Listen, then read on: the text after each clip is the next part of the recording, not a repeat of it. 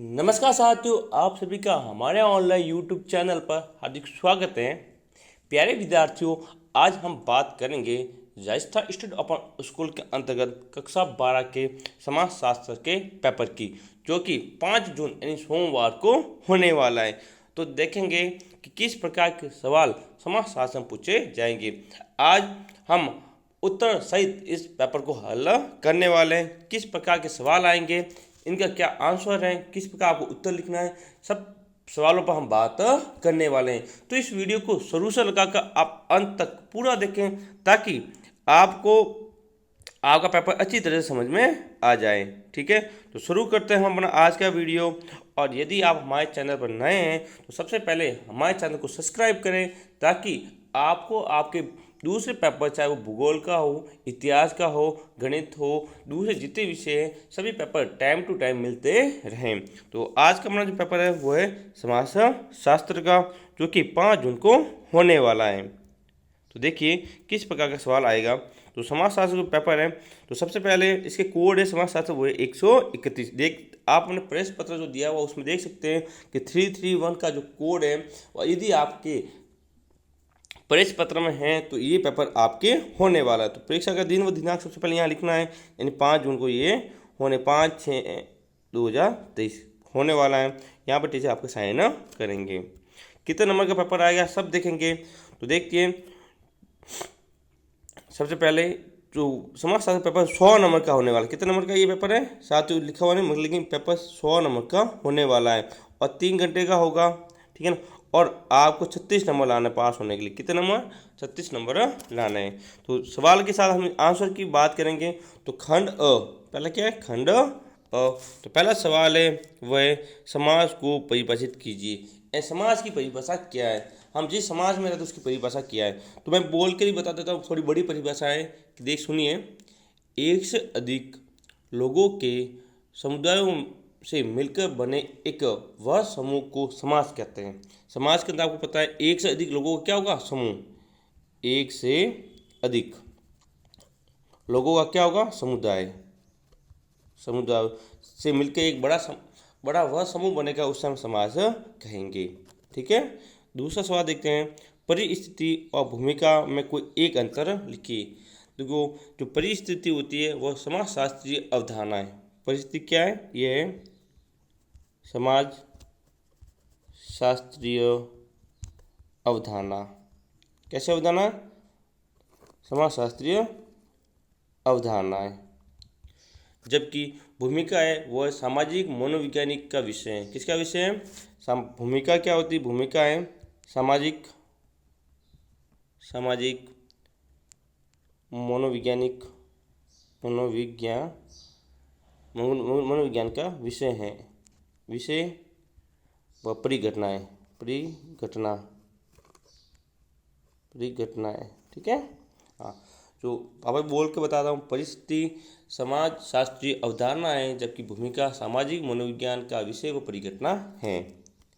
आगे चलते हैं, तीसरा सवाल है वह है सामाजिक मूल्य की दो विशेषता लिखिए। सामाजिक मूल्य की बहुत सारी विशेषता आपको गूगल पर मिल जाएगी, लेकिन 2-3 विषय की हम बात करते हैं। ये जो सामाजिक मूल्य होते हैं वह क्या होते हैं, सामाजिक मानक होते हैं। पहले विशेषता हम लिख सकते हैं, ये सामाजिक, एक मिनट, हाँ, यह सामाजिक मूल्य होते हैं। क्या, सामाजिक मानक, तो ये मानक होते हैं। क्या होते हैं, ये पहले सामाजिक मूल्य।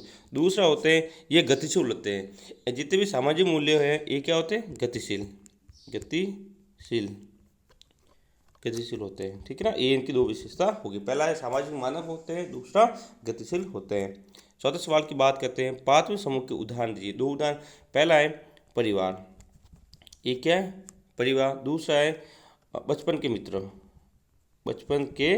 मित्र। ठीक है, ये इसके 2 उदाहरण हो गए। 5वां सवाल है मुस्लिम विवाह के 2 प्रकार। मुस्लिम के 2 प्रकार है, एक है निकाह, क्या, निकाह, ये स्थायी होता है, और दूसरा वो जो होता है वो है मुताह,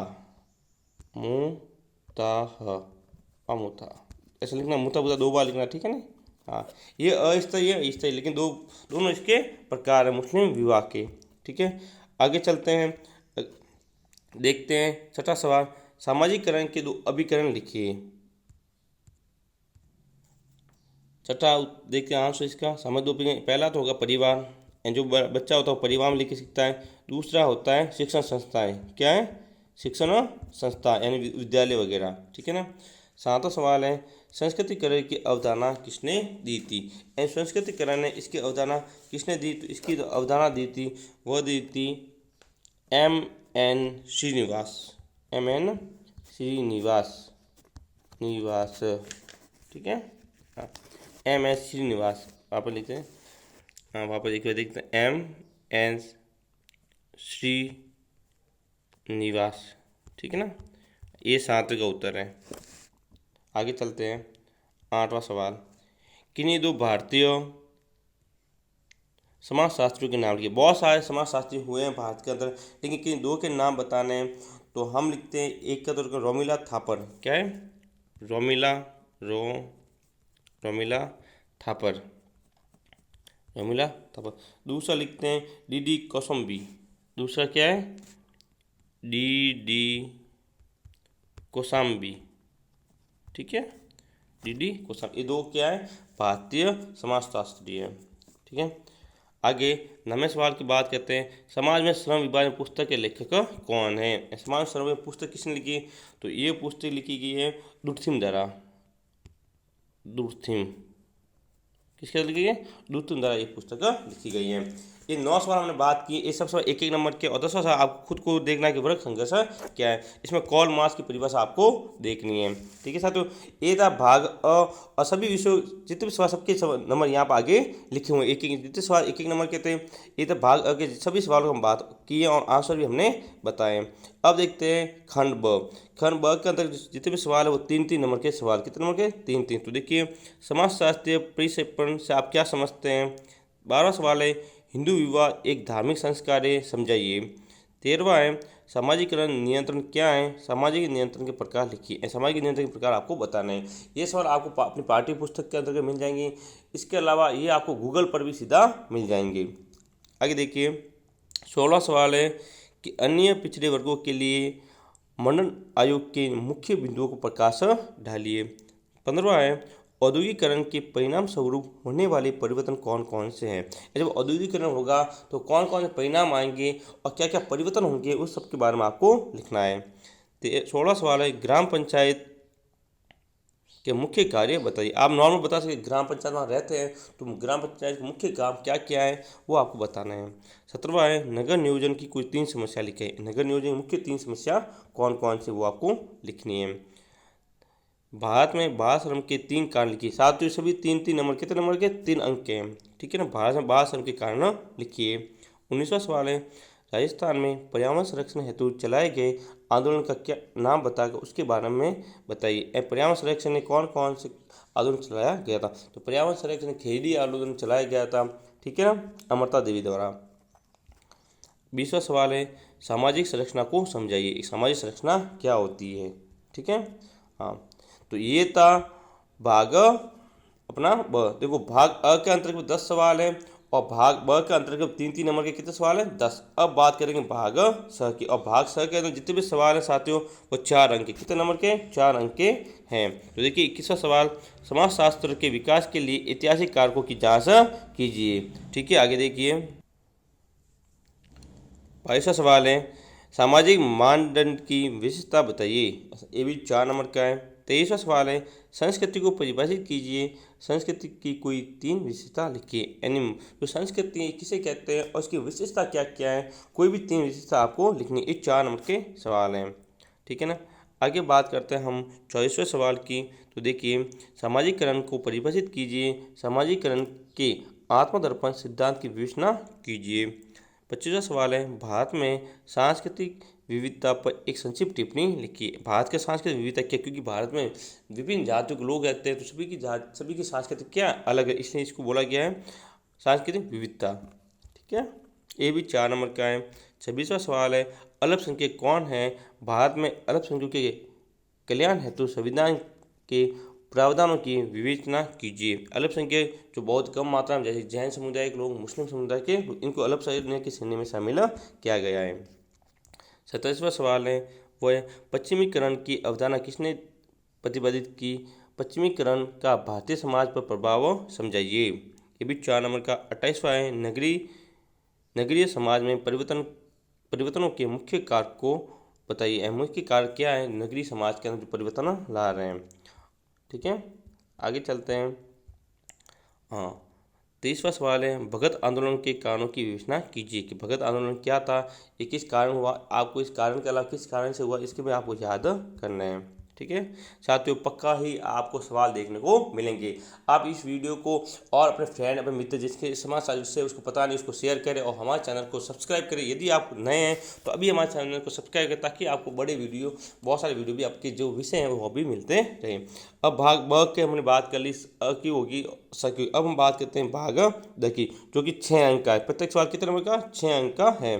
तो 30वां सवाल है, इस अथवा में दिया गया है, दोनों में से एक आपको करना है कि सामाजिक परिवर्तन को परिभाषित कीजिए, सामाजिक परिवर्तन के कारणों को समझाइए। ये 6 नंबर का। अथवा सामाजिक प्रक्रिया से आप क्या समझते हैं, सहयोगी एवं असहयोगी प्रक्रियाओं की उदाहरण सहित विवेचना कीजिए।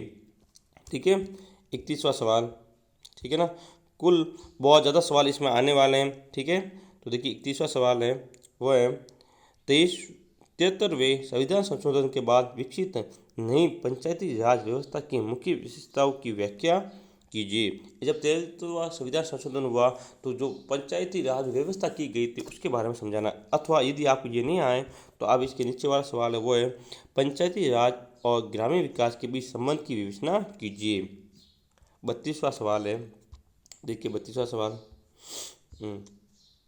कुल जो है वो संख्या कितनी है, 33। आपके पेपर में 33 सवाल आएंगे, बहुत बड़ा पेपर आने वाला है साथियों। ठीक है, हाँ तो देखिए स्त्रियों की बदलती स्थिति पर टिप्पणी लिखी, यानी स्त्रियाँ की स्थिति बदल रही है उस पर टिप्पणी लिखनी है। अथवा भारत में महिलाओं की मुख्य समस्याओं की विवेचना कीजिए। भारत के अंदर महिलाओं की क्या क्या मुख्य समस्या उसके बारे में बताइए। ये 6 नंबर का, कितने नंबर का, 6 नंबर का सवाल है। ठीक है, आगे 33वां सवाल और लास्ट सवाल है G.S.